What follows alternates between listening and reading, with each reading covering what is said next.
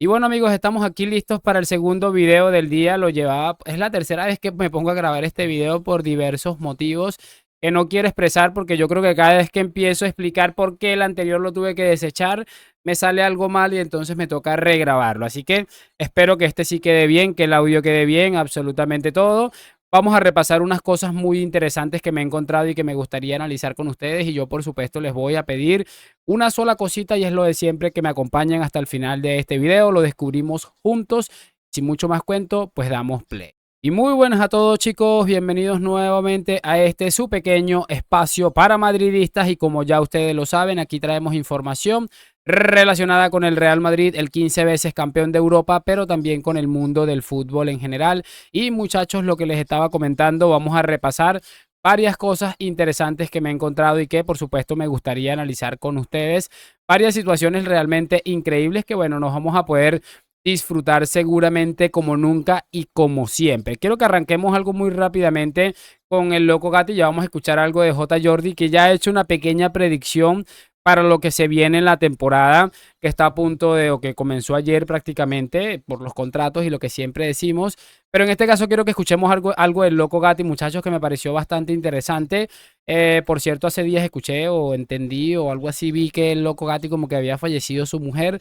Y bueno, esperemos que ya haya de alguna manera superado esos primeros días, que seguramente son los más dolorosos.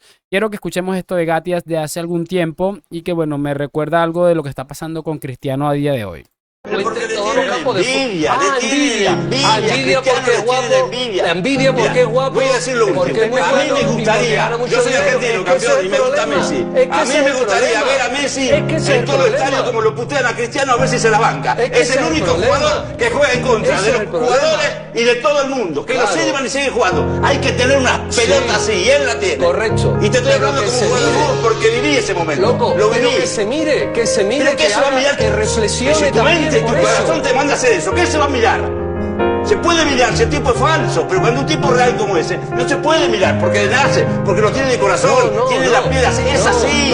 Por eso es Cristiano. Aparte de ser el mejor en la cancha, es el mejor fuera de la cancha. Es crack, Cristiano es crack y hay que hacerle la venia.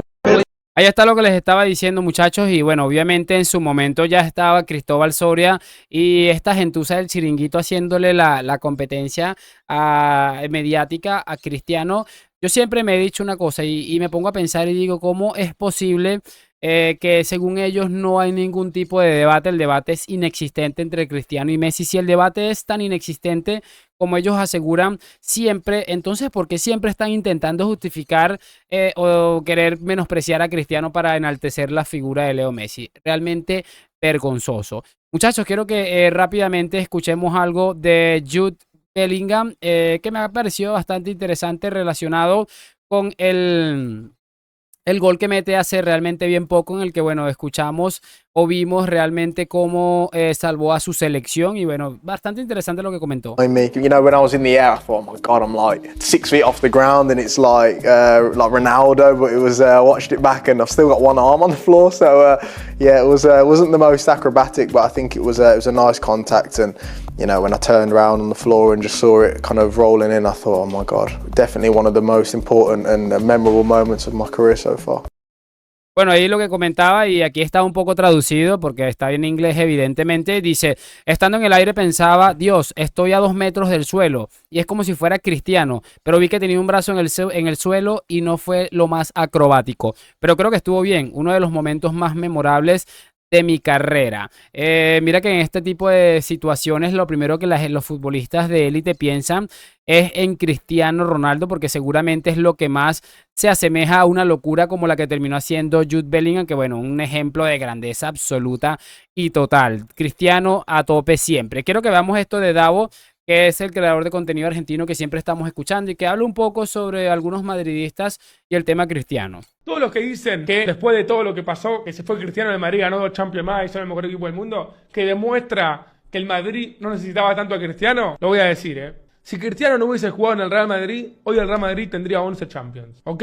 Cierren el ojete. Porque sin Cristiano no ganaba ninguna de las 4. ¿Qué es eso de que, ay, sin Cristiano el Madrid sigue ganando? Pero necesito de Cristiano durante 10 años. No se hagan los boludos. Yo lo vi eso. No se hagan los boludos. Las 4 Champions que ganó Cristiano las gana él. No me vengan ahora con el Real Madrid, La ganó Cristiano, viejo. Sin Cristiano no la ganaba. No te hagas el boludo, Conmigo no te hagas el boludo que yo la vi, Porque cuando Cristiano llega al Real Madrid, llega en el año donde el Barça ganó el sextete. Y cuando se va con el Madrid tricampeón de Champions. Cristiano llega al Madrid en la diferencia más grande de la historia entre el Barça y el Madrid a favor del Barça. Y se va con todo invertido. Vienen a decir ahora que sin Cristiano siguen ganando. Desagradecidos de mierda. Respect. ¡Siu! Respect.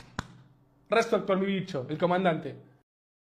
Esta es lo que les estaba comentando, un poco radical también el comentario del amigo, y creo que es la primera vez que lo veo un poquito fuera de tono, por llamarlo de alguna manera, pero creo que lo ha sido un comentario bastante acertado. Es cierto que el Madrid sin Cristiano va a seguir, sin Bellingham va a seguir, sin Vinicius. Cuando se vayan todos va a seguir el Madrid, pero creo que esta época tan gloriosa fue una combinación perfecta de un equipo acostumbrado o diseñado para reventar la Copa de Europa y que encima le metes a un tipo de estos como lo que acaba de meter en el vestuario, que es Kylian Mbappé, y que ojito con lo que puede suceder, pero así que creo que ha sido un complemento perfecto. A lo mejor tiene un poco de razón, no hubieran sido esas 5 Champions, esas 4 Champions hubieran sido 2, o sea, eso hay que revisarlo y estudiarlo seguramente, pero seguramente ha sido un vínculo beneficioso para ambos. Pero de verdad hay que ser agradecido con lo de Cristiano, pero tampoco vamos a